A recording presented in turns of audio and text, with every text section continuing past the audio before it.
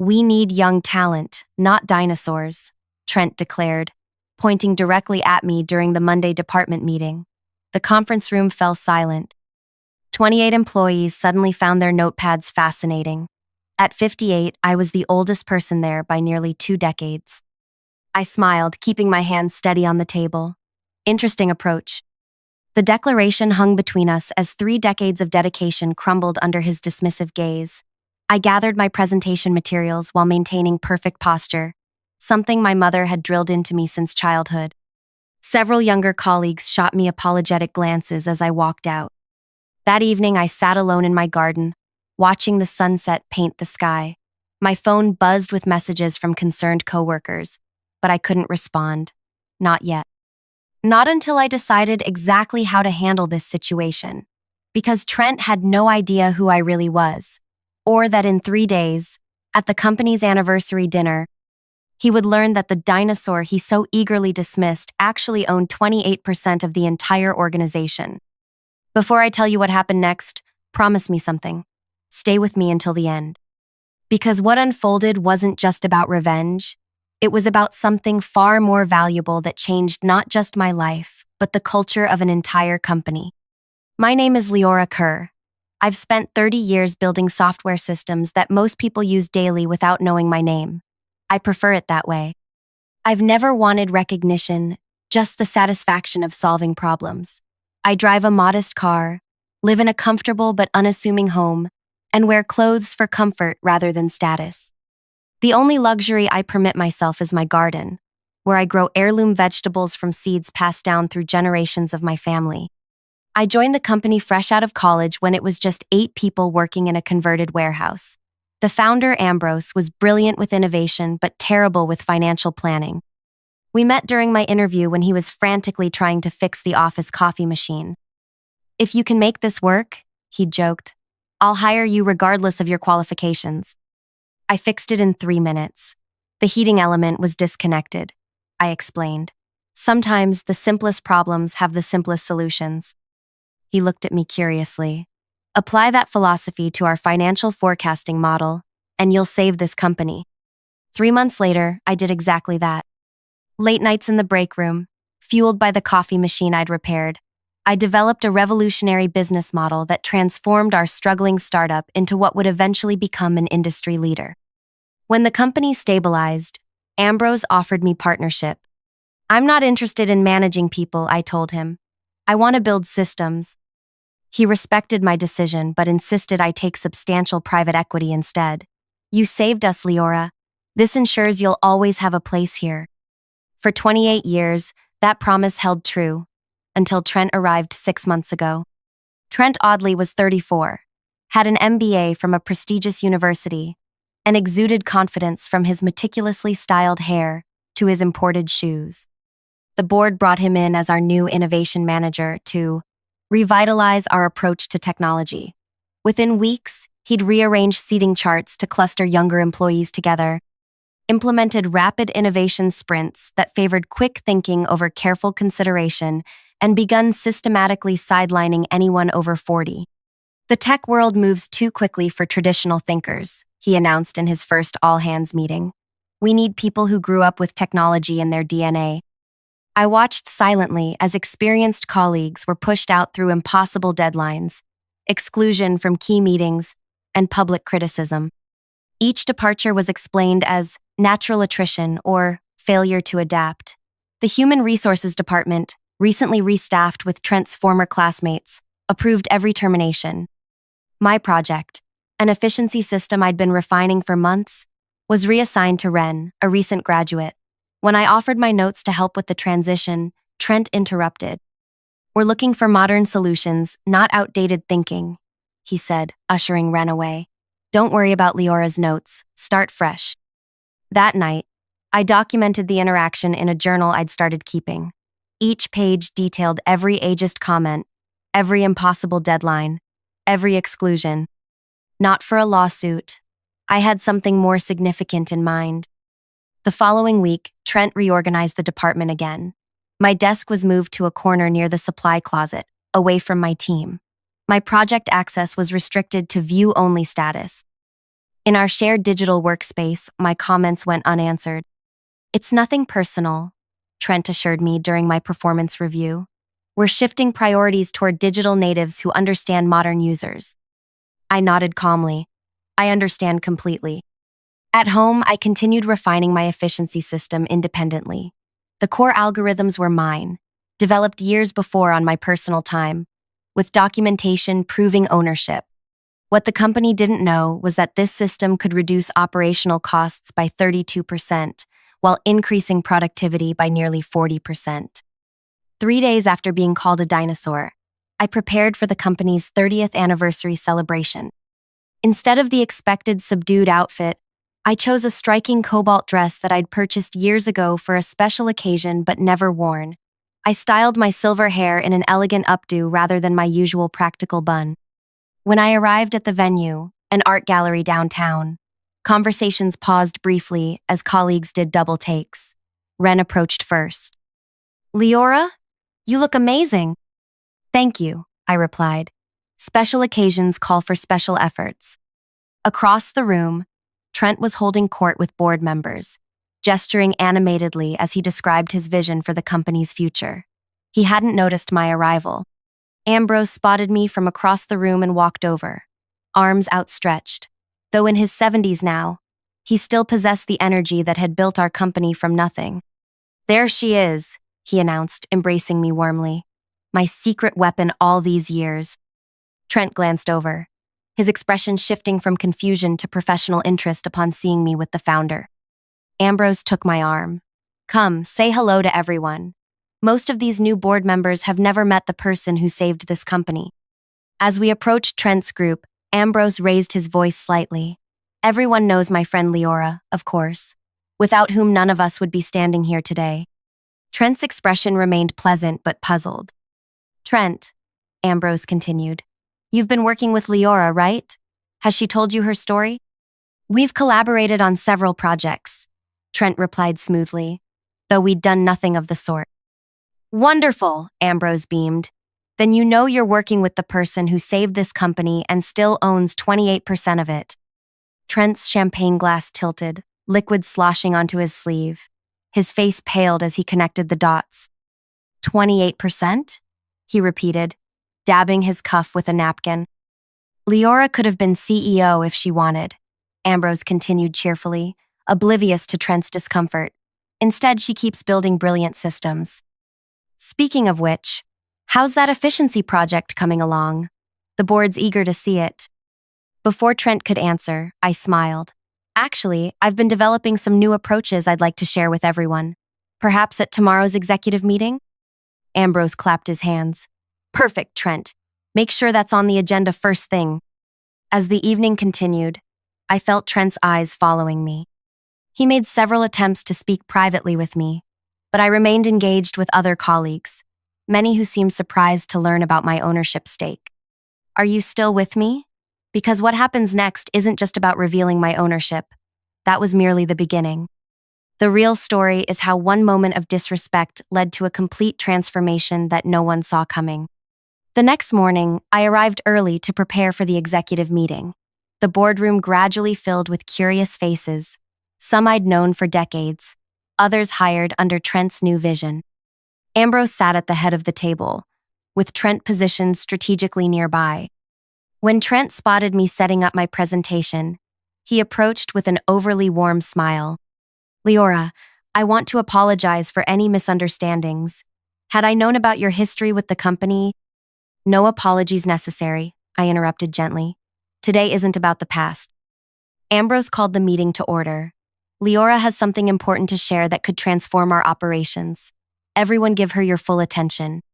I connected my laptop to the projector and stood.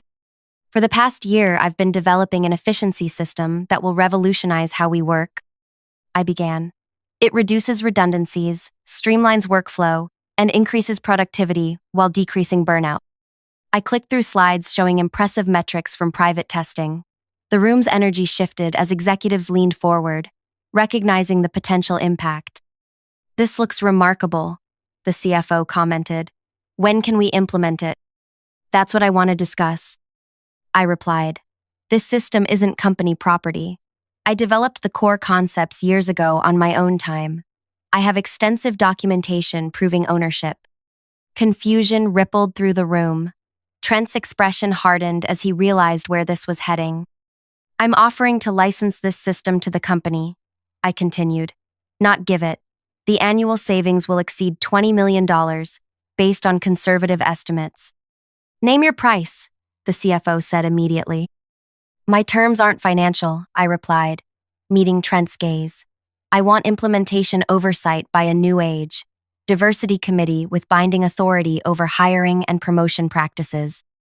I want mandatory respect and workplace training for all employees, especially management. And I want a mentorship program pairing experienced workers with new hires, ensuring knowledge transfer in both directions. The boardroom erupted in murmurs. Ambrose smiled knowingly. Leora isn't asking for money, he translated for the newer executives. She's asking for cultural change. This is highly unusual, Trent interjected. Creating new power structures based on a personal grievance seems— Is there a personal grievance? Ambrose interrupted, his tone still pleasant but eyes sharp. The room fell silent as all eyes turned to Trent. I think what Trent means, I said carefully, is that every organization must evolve. Sometimes that means embracing new talent. Other times it means valuing institutional knowledge. The best companies do both. I clicked to my final slide, a detailed implementation plan that included Trent as the executive sponsor reporting to the diversity committee. This gives everyone what they need, I explained. The company gets a revolutionary system. Newer employees gain wisdom from experienced mentors. Seasoned workers contribute meaningfully while learning emerging techniques, and our management team demonstrates true leadership by building bridges rather than divisions. If you're enjoying this story so far, take a quick second to like this video and subscribe to our channel. Click the bell icon for notifications because you'll want to hear how this confrontation ends. And trust me, what happens next changed everything in ways nobody expected. Ambrose studied the room, gauging reactions. I believe we need a few minutes to discuss this proposal. Of course, I replied, gathering my materials. I'll wait outside. The hallway felt unnaturally quiet as I sat on a bench, watching the minute hand circle the antique clock mounted on the wall. 23 minutes passed before the boardroom door opened. Ambrose emerged first, his expression carefully neutral. We'd like you to come back in, he said. Inside, the executives had rearranged themselves. Trent now sat at the far end of the table, his posture rigid. A yellow legal pad in front of him contained furious scribbles. We've discussed your proposal, the CFO began. While unconventional, we recognize the tremendous value in both your efficiency system and your suggested structural changes. I nodded, keeping my expression neutral. However, he continued, we have some amendments. For the next hour, we negotiated.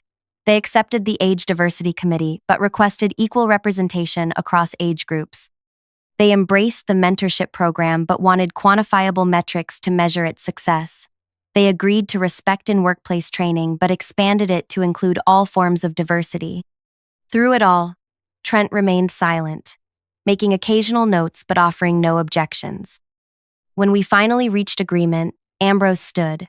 I believe we have a framework everyone can support. Leora, are you satisfied with these terms? I am, I confirmed, with one addition. I turned toward Trent. I want Mr. Audley to chair the implementation team, reporting directly to the diversity committee. The request sent another ripple of murmurs through the room. I was essentially asking for the man who had tried to push me out to report to the very people he had marginalized. Trent looked up from his notepad, his expression unreadable. May I ask why? Because you excel at driving change, I replied honestly. Your ability to transform systems is exactly what we need, just applied with greater wisdom and inclusivity. He studied me for a long moment, searching for mockery or malice. Finding none, he nodded once. I accept.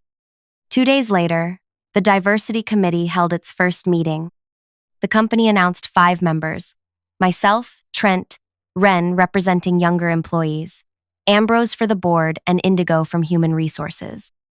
Our charter, displayed prominently on the company intranet, outlined our mission to create a workplace that valued both innovation and experience. Our first task was addressing the systematic pushout of older workers. We reviewed terminations from the past 6 months, identified patterns of age discrimination, and developed a remediation plan. We should offer reinstatement to those wrongfully terminated, Ren suggested during our second meeting. With back pay, I added. Trent, who had remained mostly quiet during our initial discussions, cleared his throat. That could create significant financial liability. Less than the lawsuit brewing among former employees, I countered. Besides, my efficiency system will more than offset the costs. He conceded with a nod. Valid point. Over the following weeks, I watched Trent navigate his new role with surprising adaptability. Initially stiff and defensive in committee meetings, he gradually began engaging substantively with our initiatives. During one particularly productive session, he presented research on the business benefits of age-diverse teams. Studies consistently show that mixed-age teams outperform homogeneous groups in problem-solving and innovation. He explained, projecting data charts on the conference room wall. They bring complementary skills and perspectives. Interesting, I commented. What changed your mind about dinosaurs? The room tensed at my direct reference to his earlier insult. Trent met my gaze without flinching. Data, he replied simply. I was operating on assumptions rather than evidence. That was unprofessional. It wasn't quite an apology, but it was movement. Progress comes in small steps. The mentorship program launched next, pairing experienced employees with newer team members. The structure ensured bidirectional learning. Veterans shared institutional knowledge and industry wisdom, while younger workers offered fresh perspectives and technical insights. Ren and I formed one such pair. During our first official mentoring session, she brought her laptop to my newly restored desk in the main work area. I've been struggling with the efficiency system you started, she admitted. The underlying architecture is more complex than anything I've worked with. Show me where you're stuck, I offered. For the next hour, we worked through the code together. I explained the reasoning behind certain structural choices, while she suggested more elegant approaches to several functions. By session's end, we'd created something better than either of us could have developed alone. This is actually working, she said, sounding surprised. The mentorship program? Yes and no, she gestured between us. This, collaboration across experience levels. I always thought older workers would be stuck in their ways. Some are, I acknowledged. Just like some young workers think they know everything. Both mindsets limit growth. She nodded thoughtfully. Did you ever feel that way? Like you knew everything? Every day until I was about 35, I laughed. Then I realized how much I still had to learn. That's when my real education began. The company atmosphere transformed gradually over the following months. The initial awkwardness of forced collaboration gave way to genuine appreciation for diverse perspectives. Teams reorganized to include age ranges rather than clustering by generation. Productivity metrics, tracked meticulously through my efficiency system, showed steady improvement. Not everyone embraced the changes. 2 executives resigned rather than adapt to the new culture.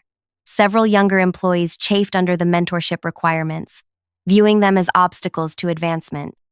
We adjusted, refined, and persisted. Throughout this transformation, I watched Trent with particular interest. His evolution proved most surprising. The arrogant manager who had dismissed older workers now advocated passionately for inclusive practices. During one implementation meeting, he confronted a project lead who suggested sidelining an older programmer. That's exactly the thinking we're working to eliminate, Trent said firmly. Experience and innovation aren't mutually exclusive. After the meeting, I caught up with him in the hallway. That was unexpected. He slowed his pace to match mine. Which part? Your defense of inclusive teaming. It seems genuine. He considered this as we walked. When you've been publicly wrong about something fundamental, you have 2 choices. Double down on the mistake or learn from it. I'm choosing to learn. That takes courage, I acknowledged. Not as much as you might think, he replied. The data supporting diverse teams is overwhelming. Following evidence isn't courage. It's common sense. 6 months after being labeled a dinosaur, I stood before the entire company at our quarterly all-hands meeting. The auditorium buzzed with anticipation as I prepared to present the results of our organizational transformation. When we began this journey, I started. Many viewed it as a correction of past wrongs. Others saw it as unnecessary disruption. Today, I'm sharing numbers that speak for themselves. The screen behind me displayed our performance metrics. Productivity up 37%, employee satisfaction increased by 23%, turnover reduced by 41%, and innovation, measured by new patents and product improvements, up by an astonishing 52%. These results weren't achieved by favoring one group over another, I continued. They came from recognizing that wisdom and fresh perspective both have value. That institutional memory and new approaches can coexist. That respect isn't just morally right, it's good business. From my vantage point on stage, I could see Trent in the front row, nodding along. Beside him sat Ren, who had recently been promoted to team lead while continuing to learn from her mentor. Ambrose watched from the back, his expression proud but unsurprised. We've proven that age diversity isn't about political correctness or avoiding lawsuits, I concluded. It's about building stronger, more resilient, more innovative teams. And we're just getting started. The applause was gratifying, but the real reward came after the presentation, when employees from across age groups approached me with stories of how the new culture had improved their work lives. A programmer in her 50s described finally feeling valued again. A recent graduate shared how his mentor had helped navigate a complex client situation. A mid-career designer explained how collaboration with both younger and older colleagues had transformed her creative process. Later that afternoon, Trent knocked on my office door. He entered carrying a folder and looking uncharacteristically hesitant. I wanted to discuss something before our next committee meeting, he began, sitting across from me. Go ahead. I've been researching best practices for long-term sustainability of diversity initiatives. He opened the folder, revealing extensive notes. The data suggests that without ongoing structural support, organizations typically revert to previous patterns within 18 to 36 months. I raised an eyebrow. You're worried our changes won't stick? I'm concerned about making them permanent, he corrected, which is why I've developed this proposal. He handed me a document outlining a comprehensive sustainability plan, quarterly culture audits, succession planning that required diverse candidate slates, compensation tied to inclusivity metrics, and ongoing education requirements. This is thorough, I acknowledged, scanning the detailed implementation timelines. It needs to be, he replied. Cultural change is fragile without structural reinforcement. I studied him over the top of the document. You've come a long way from dinosaurs, haven't you? A flash of discomfort crossed his face. I said a lot of things I regret, but never apologized directly, I noted. He set down his pen. You're right, I haven't. He straightened in his chair. Leora, I apologize for my disrespectful and discriminatory behavior. It was unprofessional, harmful, and completely contrary to effective leadership. I'm sorry. The words hung between us, simple, direct, and long overdue. Apology accepted, I replied, though your actions these past months have spoken louder than these words. He nodded, seeming relieved. There's something else. He hesitated, then continued. I've been offered a position with another company. Better title, higher salary, impressive equity package. Congratulations, I said, surprised by the news. When do you leave? That's what I wanted to discuss. I'm declining the offer. Why? It sounds like a significant opportunity. It is, he agreed. But they want me for what they called my aggressive approach to modernization. They specifically mentioned admiring how I'd refreshed the workforce at this company before recent changes. Understanding dawned. They want the old Trent. Exactly. And that person no longer exists. He closed his folder. I've learned more here in 6 months than in my entire previous career. I'd rather build on that growth than return to outdated thinking, even for twice the money. The irony wasn't lost on either of us. The man who had once dismissed experienced workers as dinosaurs now viewed his former self as outdated. Well then, I said, we should discuss your role in the sustainability plan. If you're staying, I think you should lead it. His eyebrows rose. You'd trust me with that? 6 months ago? No. Today? Absolutely. I handed back his proposal. Present this at the next board meeting. I'll support it fully. 1 year to the day after being called a dinosaur in that fateful department meeting, I sat in the same conference room surrounded by a very different company. The diversity committee had evolved into a permanent governance body with rotating membership. The mentorship program had expanded to include cross-departmental pairings. My efficiency system had been fully implemented, with ongoing improvements suggested by collaborating teams spanning multiple generations. Trent now served as Chief People Officer, overseeing culture and talent development with a focus on inclusive practices. Ren had been promoted to lead the technical implementation of my system, while I continued developing new solutions that combined decades of experience with emerging technologies. As I looked around the table during our strategy session, I saw what true revenge looked like. Not humiliation or termination or public shaming, but transformation. The man who had tried to push me out now championed the very values he once dismissed. The company that had allowed discrimination now led its industry in inclusive practices. The culture that once devalued experience now recognized it as essential to innovation. Sometimes, the most powerful response to disrespect isn't retaliation but reformation. Not destroying your opponent but transforming them into an ally. Not winning a battle but changing the entire landscape of the war. Ambrose joined me for lunch in the company garden that afternoon, a space created as part of our workplace wellness initiative. Gray-haired employees mentored younger colleagues on benches while recent graduates showed veterans new applications on their tablets. I never doubted you'd make an impact, Ambrose said, watching the interactions around us. But even I didn't expect this level of transformation. Neither did I admitted. I just wanted to stop the discrimination. You did far more.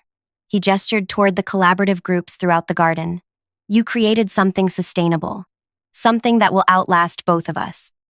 As the sun warmed my face, I realized he was right. My revenge hadn't been exposing my ownership or embarrassing Trent, or even implementing my efficiency system. It had been demonstrating that respect for experience isn't just morally right, it's essential for innovation, that wisdom and fresh perspectives both matter. That true power comes not from position or title, but from creating systems that ensure every voice contributes to success. Now I look to you, watching this story. Have you ever faced discrimination because of your age? Whether for being too young or too old?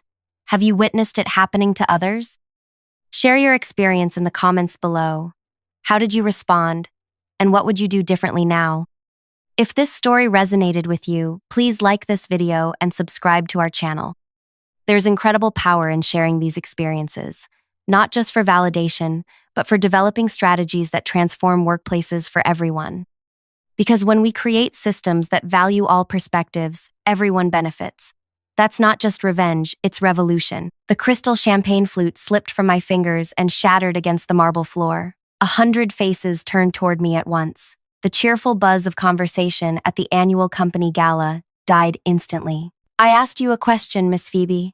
Mrs. Adriana Reed's voice cut through the silence as she took another step toward me, her designer heels crunching over the broken glass. My son Liam has been missing for 3 years, 2 months, and 14 days, and I believe you know exactly where he island. The company's founder and CEO, Maxwell Reed, set his drink down with deliberate slowness and began pushing through the stunned crowd toward his wife. Adriana, please, he said, his voice calm but tight. This isn't the place. No, she shouted, her composed facade crumbling completely. I saw her looking at Liam's photograph on your desk yesterday. She wasn't just looking, Max. She was trembling. Mrs. Reed's eyes never left mine. I've interviewed 68 private investigators. I've appeared on 32 news programs. I've spent millions searching. And all this time, the answer was right here. My tongue felt glued to the roof of my mouth. The elegant ballroom of the Grand Harmony Hotel seemed to tilt sideways. 300 colleagues watched, paralyzed, as the company's beloved philanthropist power couple imploded before their eyes. Security, Maxwell called over his shoulder, his expression darkening. Mrs. Reed grabbed my wrist, her nails digging half-moons into my skin. Please, she whispered, desperation replacing her anger. He's my only child. Is he alive? The ballroom's double doors burst open as two security guards rushed in. Maxwell reached for his wife. She's having an episode, gentlemen. Please escort her. He faked the conservation records. I blurted out, my voice stronger than I expected. Your husband is destroying protected rainforest, and your son found out. The room exploded into chaos. Maxwell lunged toward me, but the company's legal counsel, Preston, yanked him backward. He's not running away, I continued, heart hammering in my chest. He's being held against his will in. Maxwell broke free and clamped his hand over my mouth, dragging me backward as I kicked and struggled. Mrs. Reed collapsed to her knees, wailing a sound so primal it silenced the entire room. Your son is alive. I managed to gasp as Maxwell's grip loosened for a fraction of a second. I can prove it. The last thing I saw before security dragged me from the ballroom was Adriana Reed's eyes locking with mine, wide, desperate, and suddenly blazing with furious hope. If you're as shocked as everyone at the Reed Conservation Foundation's annual gala was that night, you'll definitely want to follow this story to its conclusion. Trust me when I say what happens next changed not only my life but the lives of hundreds of people connected to Maxwell Reed's empire. Hit that subscribe button now so you don't miss how this confrontation ends, because the truth about Liam Reed's disappearance is far more twisted than anyone imagined. My name is Phoebe Grant, 32 years old, former environmental photojournalist specializing in documenting endangered species habitats, current executive assistant to Maxwell Reed, CEO of Reed Conservation Foundation, and Reed Enterprises. At least, that's who I pretended to be for the past 18 months. The truth? I was hired 3 years ago to document Reed's supposed conservation efforts in the Brazilian rainforest. The foundation had received international acclaim for protecting over 200 0 acres from development and establishing breeding programs for endangered species. I remember my first day on the Reed estate, a sprawling property on the outskirts of Seattle, with its own greenhouse complex housing rare plants from around the world. I'd been escorted through gardens meticulously designed to showcase Maxwell's commitment to biodiversity. Phoebe, Dad said you're staying in the East Wing guest house. A lanky teenager bounded down the stone steps, camera hanging from his neck. His eyes crinkled at the corners when he smiled, just like his mother's. I'm Liam, resident photography nerd and your unofficial tour guide. Over the next month, as I prepared for the Amazon expedition, Liam shadowed me. Unlike his polished, calculated father, Liam radiated genuine enthusiasm for conservation. He'd inherited his mother's passion for protecting wilderness, spending school breaks volunteering at wildlife rehabilitation centers. Mom always fought for these causes, he told me one evening while we cataloged equipment. Dad only got interested after they married, but now he's even more committed than she is. I noticed something when he said this, a slight hesitation, a flicker across his face. You don't sound convinced, I observed, testing the waters. Liam glanced toward the door before whispering, sometimes the numbers don't add up. The reports say we're protecting certain species,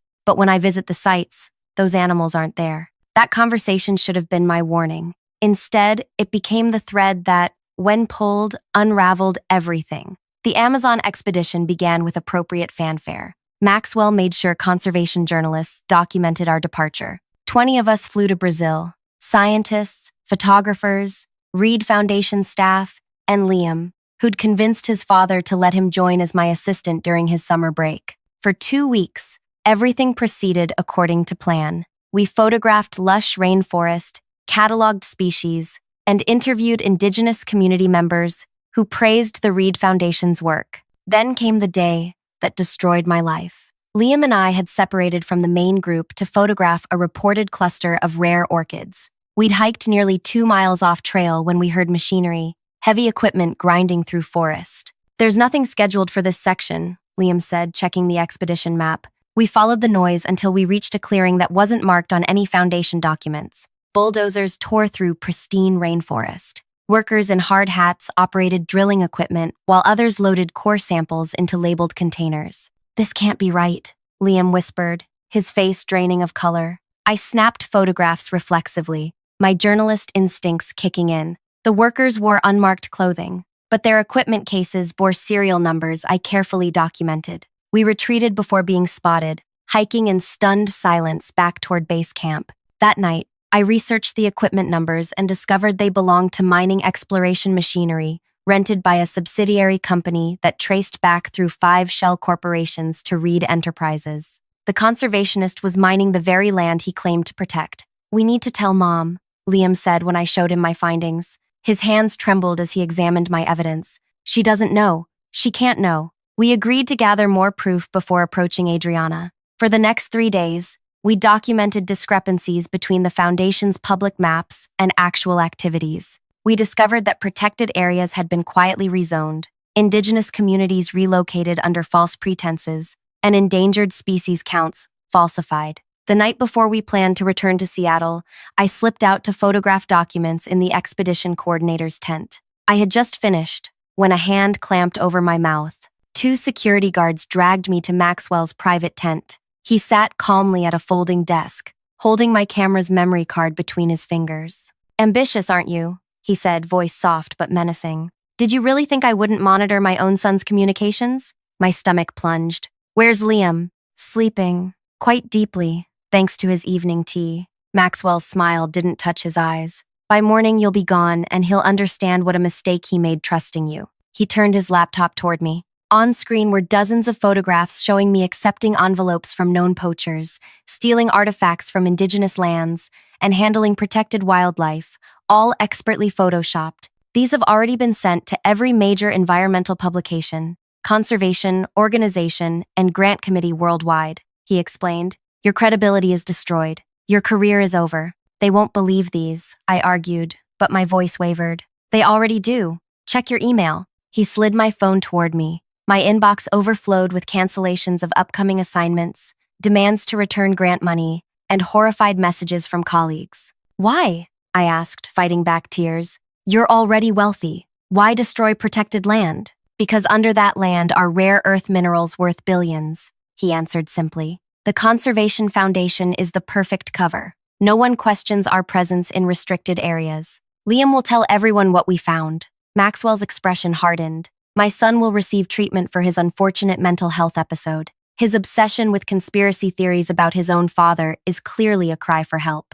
Ice spread through my veins. "You can't do that to your own child." "I'm protecting him from his own naivety," Maxwell countered. "Now, you have 2 choices. Leave quietly tonight and never contact my family again, or face criminal charges for the activities documented in those photos. The indigenous communities you've supposedly championed would be particularly interested in your theft of their sacred artifacts." 2 hours later, I was on a cargo plane heading back to civilization, my career and reputation in tatters, with no way to help Liam. For weeks afterward, I tried desperately to contact Adriana Reed, calling her charitable foundations and sending messages through every channel I could find. All were blocked or returned. I attempted to approach her at public events, only to be intercepted by security. Then came the news. Liam Reed, troubled teen son of conservationist Maxwell Reed, had run away after an argument with his parents, leaving behind a letter cutting ties with his hypocritical family. The press painted him as an unstable, ungrateful child who couldn't handle the pressure of his family legacy. I knew the truth.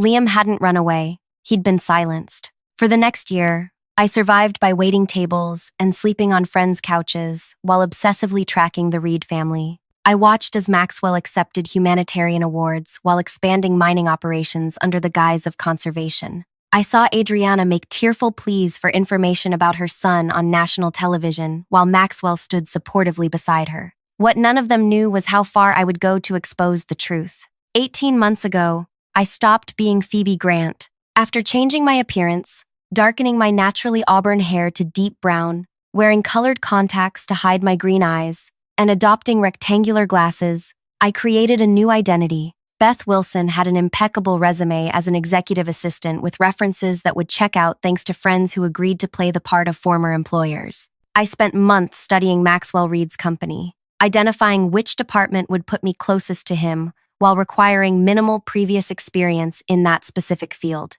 I practiced a different speaking pattern, slightly lowering my natural voice and adopting more formal speech patterns. I even learned to write with my non-dominant hand to change my handwriting. The first 3 times I applied for positions at Reed Enterprises, I was rejected. The fourth time, luck intervened. Maxwell's longtime assistant quit without notice following what office gossip called a complete breakdown. The HR department, desperate to fill the position, called me in for an interview. Walking into Reed Tower that first day felt like stepping into the lion's den wearing a suit made of raw meat. My hands trembled so badly, I had to clasp them behind my back as the HR director led me through security. I was certain Maxwell would recognize me instantly. He didn't even look up when I entered his office. "Your resume says you're organized and anticipate needs before they're expressed," he said, reviewing my fabricated credentials. My last assistant failed spectacularly at both. Don't make the same mistake. When he finally glanced up,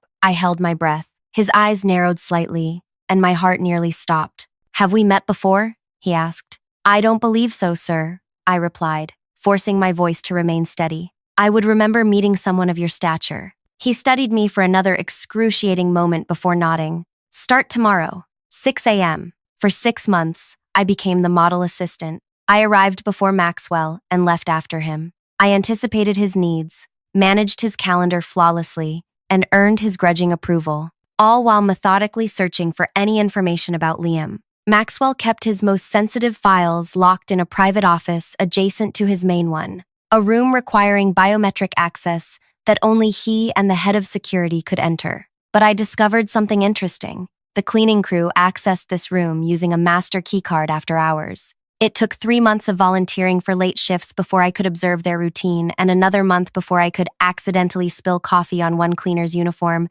offering to finish her rounds while she changed. Those 15 minutes with the keycard gave me my first glimpse into Maxwell's secret operations. I couldn't download files without leaving digital fingerprints, but I photographed what I could with a tiny camera hidden in my watch. These fragments revealed references to something called Project Sentinel and a facility in Switzerland. That night, I dreamed of Liam for the first time in months. In my dream, he stood in a stark white room, pounding on a window, his mouth forming words I couldn't hear. I woke up gasping, more determined than ever. My next breakthrough came during a staff meeting when Preston, the legal counsel who had restrained Maxwell at the gala, mentioned upcoming changes to the foundation's structure. I noticed Maxwell shoot him a warning glance. After the meeting, they retreated to the private office, their voices rising enough that I could hear fragments about transfer of guardianship and permanent arrangement. When Preston emerged, his face was ashen. I followed him to the elevator under the pretense of delivering documents.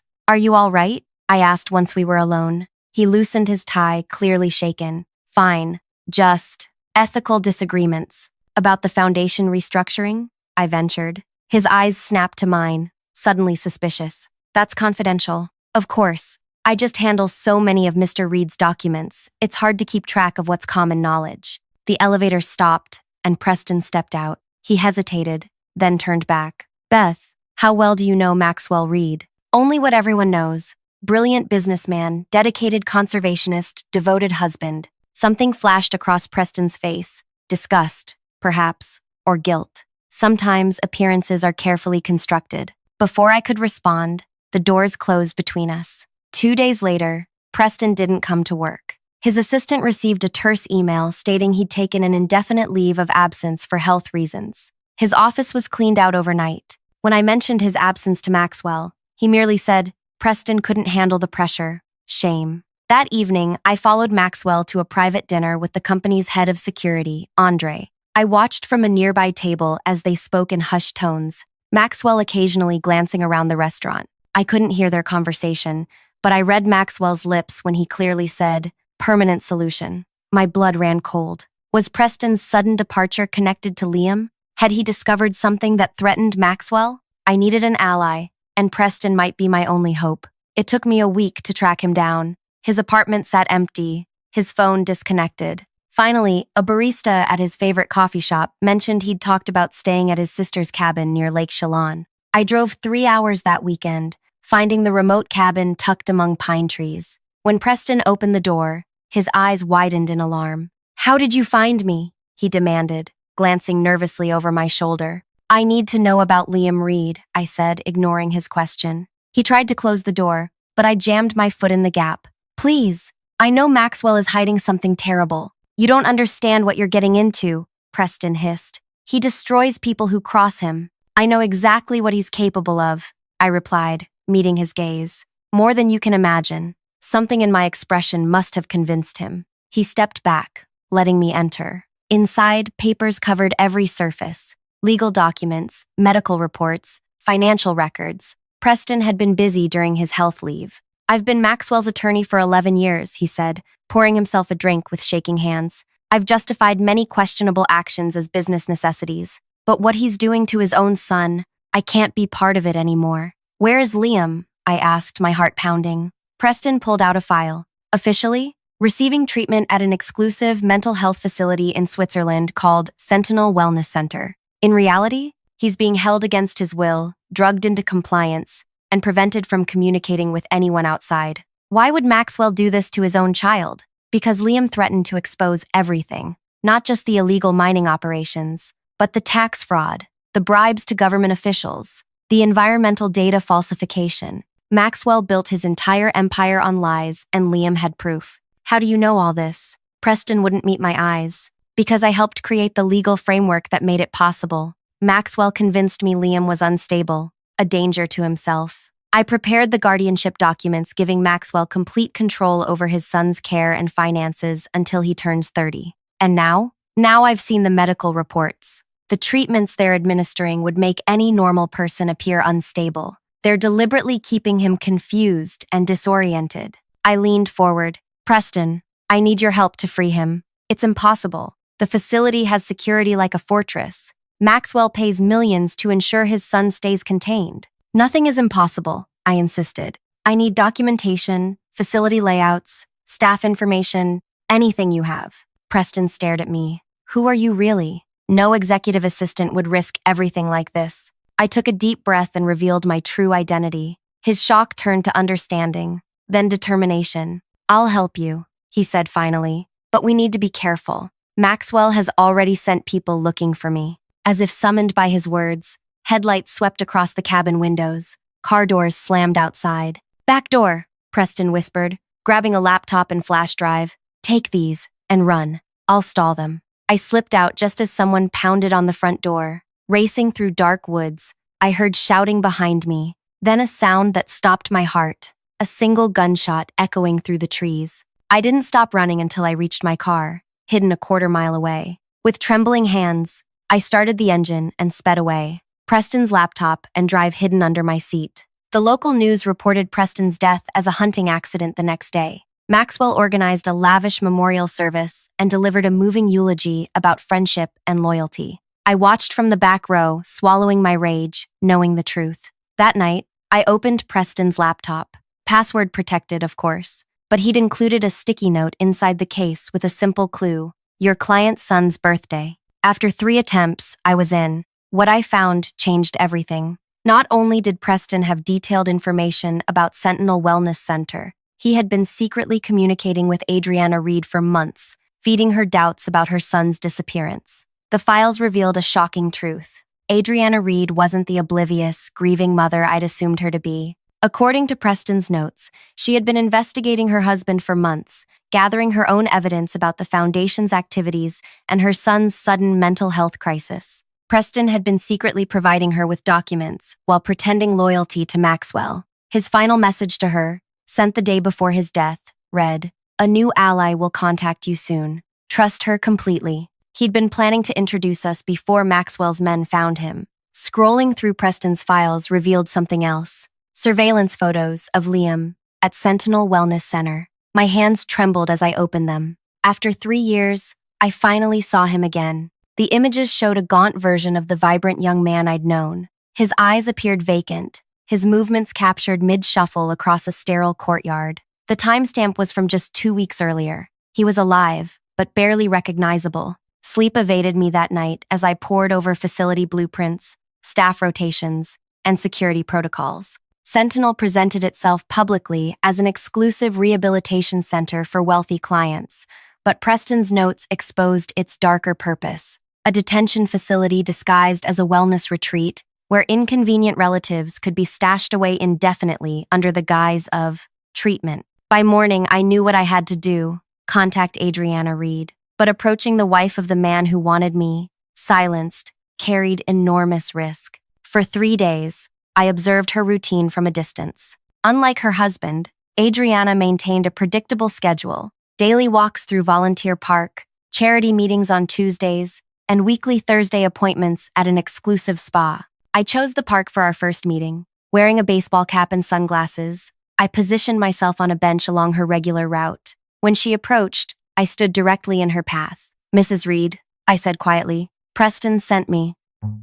She froze, her security detail several paces behind. "Who are you?" "Someone who knows where your son is being held." Her composure cracked momentarily before she regained control. Without looking back at her security, she said, "Give me 2 minutes," then gestured for me to walk alongside her. "Preston is dead," she whispered once we were out of earshot. "I know. I was there the night it happened." Her steps faltered. "Maxwell?" I nodded. "Preston gave me everything before they killed him. I know about Sentinel.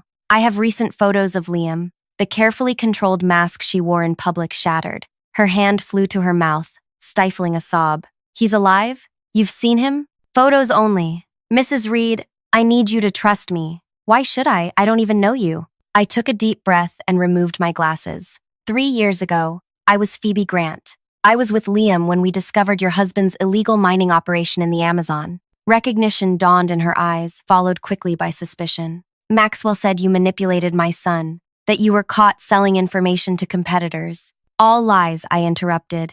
"Your husband destroyed my reputation to silence me, just like he's silenced your son." Her security detail was growing restless, moving closer. I pressed a burner phone into her hand. "I'll call you tonight at 9. If you want to save Liam, answer." I walked away before her security could reach us, disappearing into the crowded park. I half expected police at my apartment door that evening, but nothing happened. At 9 precisely, I called the burner phone. She answered on the first ring. "I want proof. Check your email." I'd sent her 3 things: a photograph of Liam and me in the Amazon before everything fell apart, a recent surveillance image of him at Sentinel, and a portion of Preston's notes detailing Maxwell's elaborate scheme. The line went silent as she reviewed them. When she finally spoke, her voice had transformed, steel replacing vulnerability. "What do you need from me?" "Access to your husband's private accounts, travel itinerary for the next month, and a DNA sample to prove I'm acting on Liam's behalf when we reach Sentinel."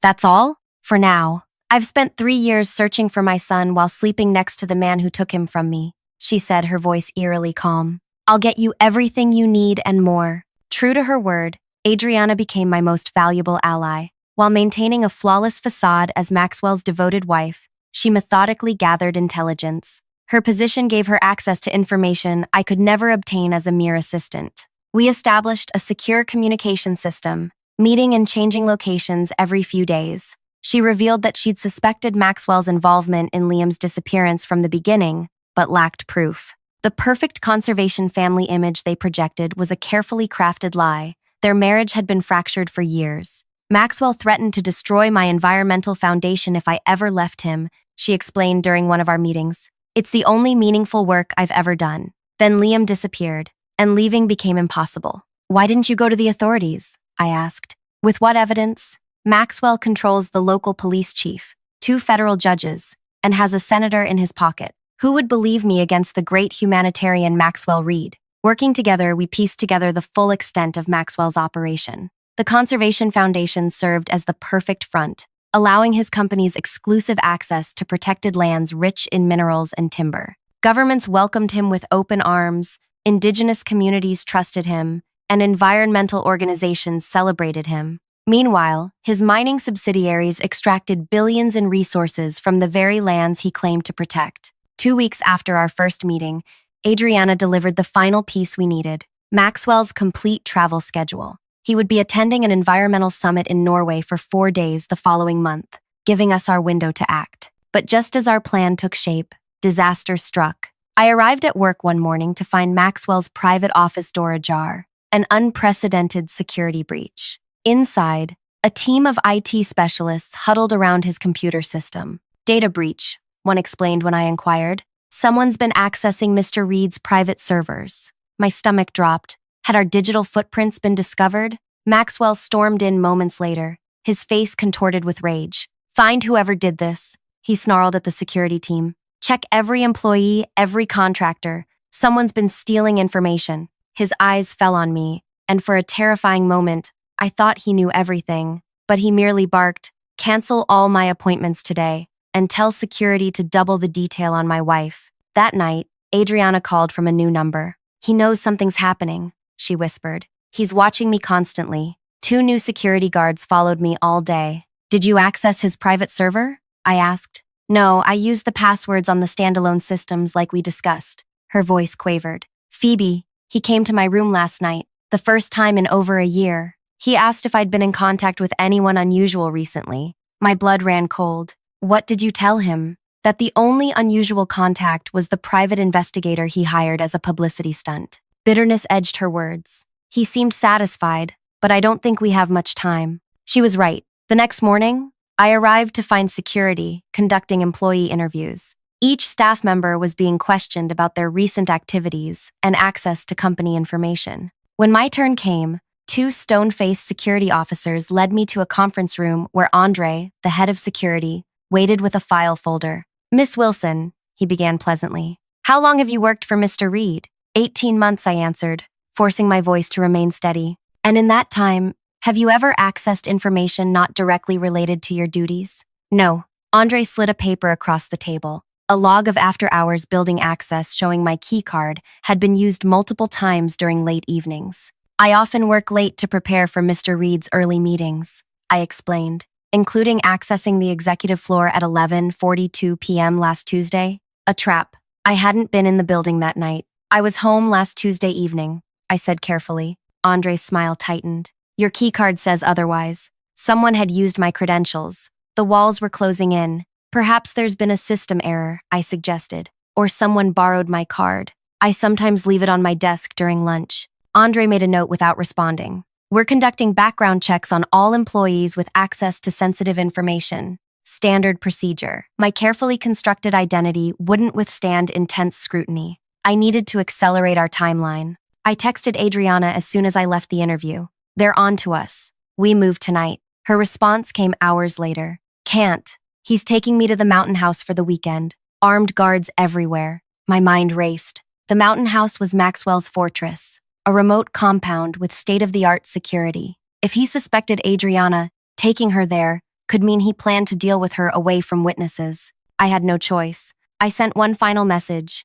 Code Amber, our emergency protocol. That evening, I stayed late at the office, waiting until most employees had departed. Using the master key card I'd secretly duplicated months earlier, I accessed Maxwell's private office. I had 20 minutes before the next security sweep. Working quickly, I downloaded files from his computer onto encrypted drives and photographed physical documents. As I prepared to leave, my elbow knocked a framed photo from his desk. Maxwell, Adriana, and Liam at a foundation gala years earlier. The glass cracked as it hit the floor. When I picked it up, I noticed something odd. A small key taped to the back of the frame, hidden by the stand. On impulse, I pocketed it before replacing the photo. I was halfway to the elevator when alarms blared throughout the building. Red emergency lights flashed as security doors began automatically locking. Someone had triggered a security breach protocol. I ran for the stairs instead, descending as quickly as possible. 2 floors down,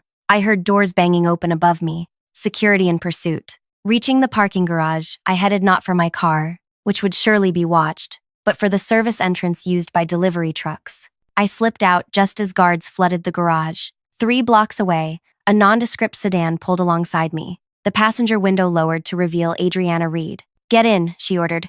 "We have 12 hours before he realizes I'm gone." "How did you escape the mountain house?" I asked as I slid into the car. She pulled away from the curb, driving with unexpected skill through evening traffic. "I've been planning my escape for years, waiting for the right moment. Tonight, I finally drugged his whiskey, something I should have done long ago." Her voice was different, harder, more determined than I'd ever heard before. "The security guards believe I'm sleeping in my private suite with strict instructions not to be disturbed." A cold smile played across her lips. "By morning, they'll discover I'm gone, along with evidence of Maxwell's crimes delivered anonymously to the FBI." "You reported him?" "Preston did, posthumously. He arranged for everything to be sent if he missed 3 consecutive weekly check-ins. Maxwell never suspected his trusted attorney had built a dead man's switch." As we sped toward the private airfield where a chartered plane waited, Adriana handed me a small velvet pouch. I found this in Maxwell's safe. I think you should have it.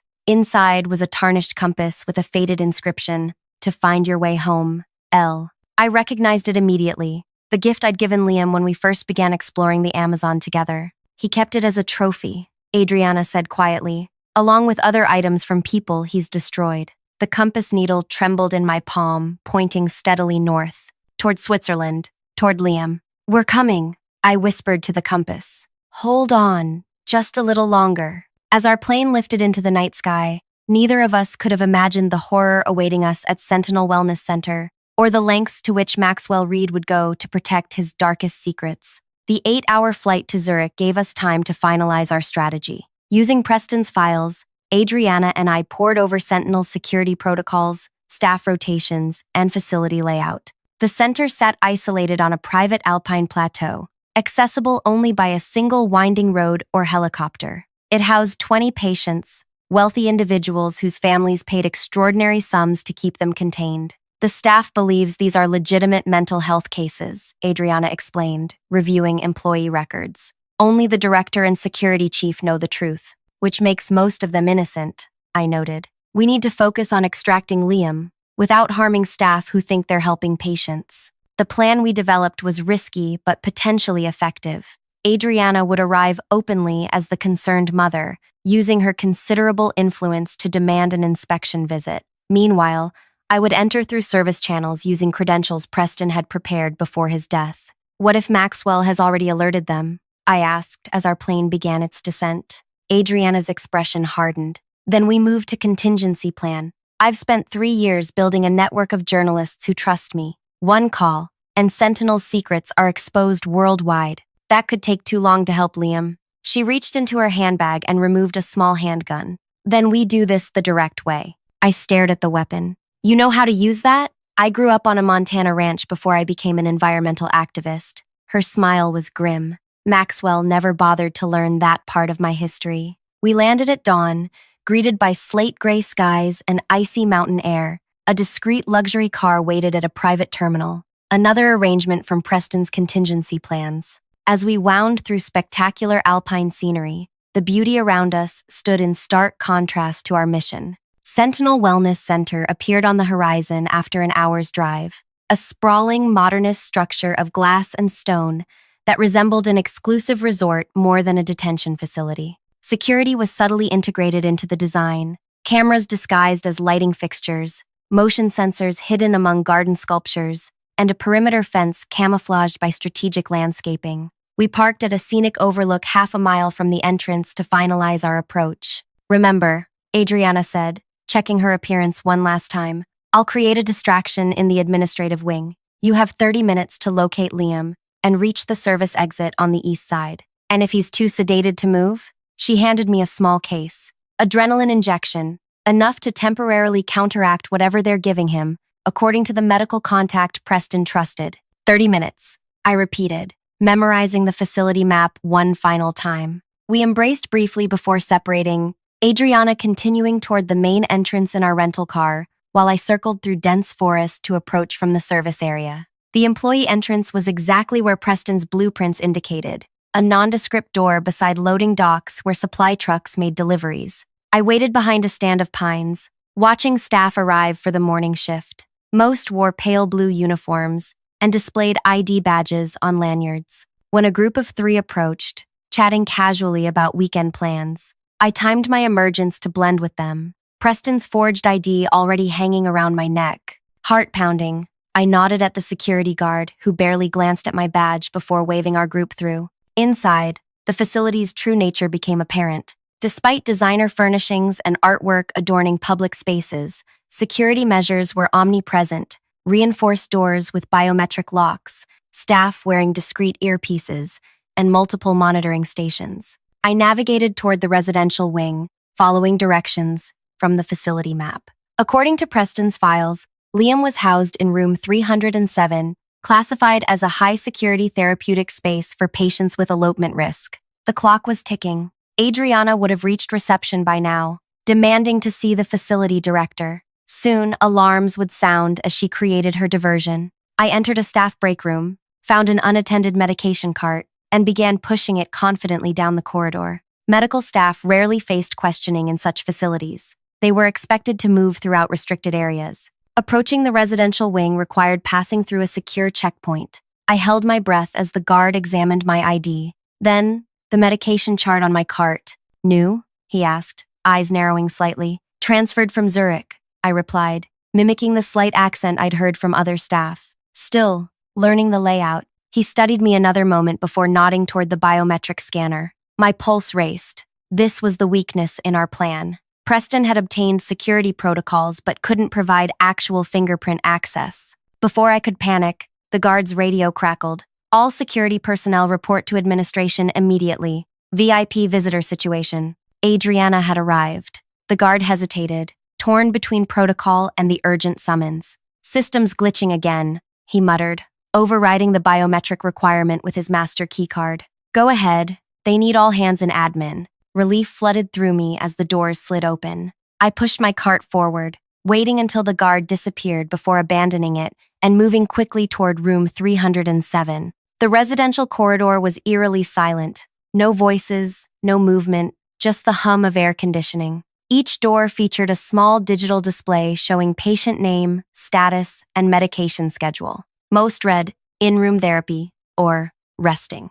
Liam's display showed, meditation session, with a medication dose scheduled in 20 minutes. I needed to move fast. His door required another keycard swipe. I tried the one I'd lifted from the unattended cart, holding my breath as the light flashed. First red, then mercifully green. I pushed the door open slowly, bracing myself for what I might find. The room resembled a luxury hotel suite with one disturbing difference. There were no handles on the inside of doors or windows. Sunlight streamed through reinforced glass, illuminating minimalist furniture and artwork clearly selected to create a calming environment. In a meditation alcove sat Liam Reed, cross-legged on a mat, eyes closed, breathing rhythmically. He looked both like and unlike the young man I'd known, thinner, paler, his once vibrant energy subdued to eerie stillness. Liam, I whispered, approaching slowly. His eyes remained closed. I've completed today's mindfulness exercise, Dr. Richter. I'm ready for my medication. The flat, rehearsed quality of his voice sent chills down my spine. Liam, it's me, Phoebe. His eyes opened slowly, pupils dilated from whatever drugs coursed through his system. He stared through me, rather than at me, expression vacant. Phoebe Grant doesn't exist anymore, he recited mechanically. She manipulated me and betrayed my father's trust. My perception was compromised by her influence. Horror washed over me. They'd been systematically erasing his memories, replacing them with Maxwell's narrative. That's what they want you to believe, I said urgently, kneeling before him.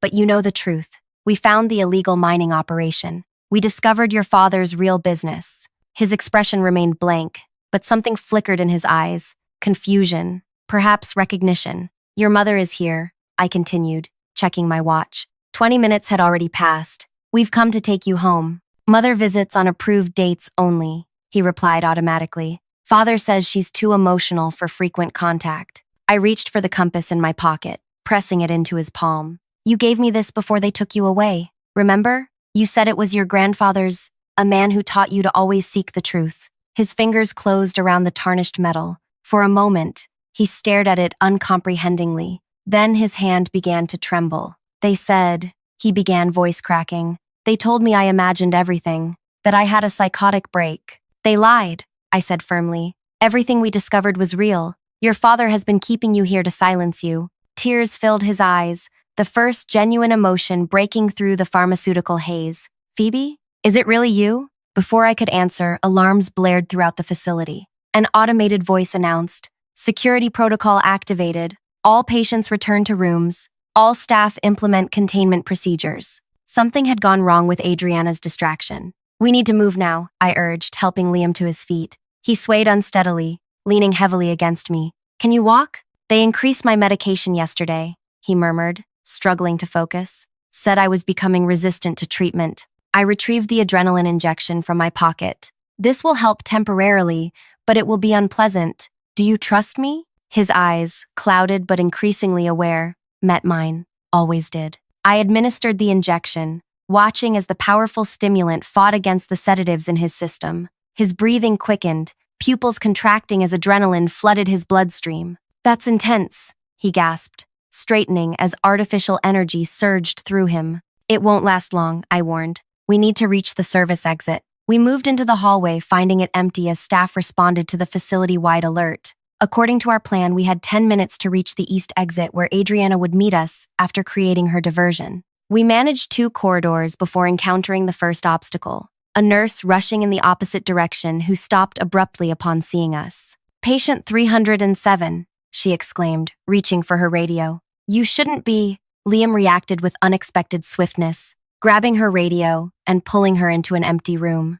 "I'm sorry," he told the startled woman as I secured the door. "You're just doing your job, but they've been lying to you about me." We continued our escape, using service corridors to avoid main hallways. Liam moved with increasing coordination as the adrenaline counteracted years of chemical suppression. With each step, awareness seemed to return to his eyes. 3 years, he murmured as we descended a maintenance stairwell. "They stole 3 years of my life." "Focus," I urged. "We'll have time for that later." The service exit appeared ahead, an emergency door that would trigger alarms when opened, but would lead directly to the rendezvous point. According to our plan, Adriana should be waiting with the car. I pushed the door open, bracing for the alarm. Instead, silence. The emergency system had been disabled. Outside, alpine sunshine momentarily blinded us. When my vision cleared, I froze in horror. Maxwell Reed stood beside our rental car, arm wrapped around Adriana's throat, a gun pressed to her temple. 3 security guards flanked him, weapons drawn. "Touching reunion," Maxwell said coldly. "Did you really think I wouldn't have contingencies at my own facility?" Liam stiffened beside me, the fog in his mind clearing enough to recognize the danger. "Father," he said, voice stronger than I'd heard since entering his room. "Let her go." "My son, the environmental crusader," Maxwell replied with mock affection. "Still fighting imaginary battles, I see. Your illness makes these paranoid conspiracies seem so real to you." "Stop lying," Adriana gasped against his grip. "It's over, Maxwell. Everything's been exposed." His arm tightened around her neck. "Nothing is over until I say it, Island. The helicopter is waiting. We're all taking a little family trip to discuss this situation privately." The coldness in his voice made his intentions clear. None of us would survive that discussion. "Security breach in West Wing. Multiple intruders." A voice suddenly blared through the facility's external speakers. "All personnel respond immediately." Confusion crossed Maxwell's face. This wasn't part of our plan. The momentary distraction was all Adriana needed. She slammed her elbow into Maxwell's ribs with surprising force, simultaneously twisting the gun away from her head. As he doubled over, she wrenched free of his grasp. Chaos erupted. The security guards hesitated, unsure whether to pursue Adriana or maintain focus on Liam and me.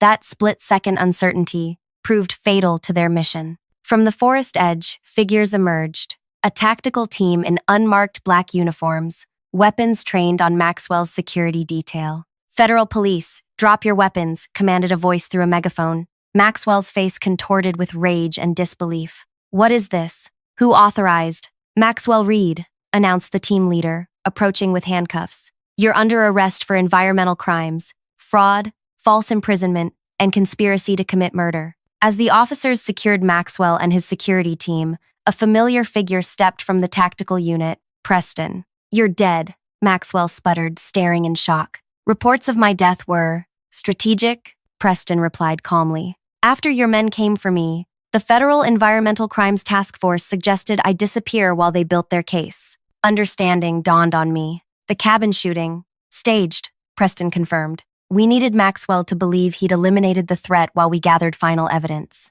Adriana rushed to Liam, embracing him as tears streamed down both their faces. "My boy," she whispered. "My beautiful boy." I stood apart, watching their reunion with a complex mixture of emotions. After 3 years of single-minded focus on exposing Maxwell and rescuing Liam, the sudden victory felt almost unreal. Preston approached, offering a satellite phone. "There's someone who wants to speak with you." I accepted it cautiously. "Hello, Miss Grant?" A woman's authoritative voice came through. "This is Director Helena Reeves of the Environmental Crimes Division. I believe we owe you an apology and considerable thanks." "For what?" 3 years ago, we received evidence against you that appeared conclusive. We now know those materials were falsified by Maxwell Reed. Your name has been officially cleared, and your professional reputation restored. The vindication I'd fought so long to achieve had finally arrived, delivered matter-of-factly over a satellite connection. There's more, the director continued. The evidence you and Preston compiled has exposed a global network of environmental fraud. We've frozen assets worth billions and prevented destruction of over 2 million acres of protected habitat. As Maxwell was led away in handcuffs, raging impotently against his fate, I finally approached Liam and Adriana. Thank you, Adriana said, grasping my hands, for never giving up.